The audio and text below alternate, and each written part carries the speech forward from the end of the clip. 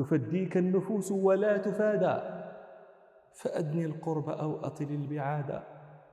أرانا يا علي وإن أقمنا نقاسمك الصبابة والسهادة، ولولا أن يظن بنا غلو لزدنا في المقال من استزاد.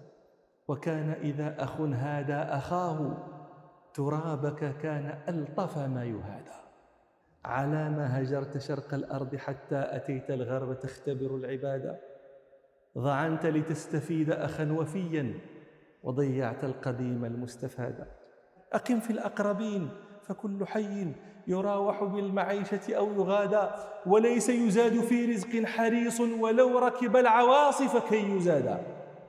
نراسلك التنصح في قواف وغيرك من نعلمه السدادا، فإن تقبل فذاك هواء ناس وإن تردد فلم نأل اجتهادا.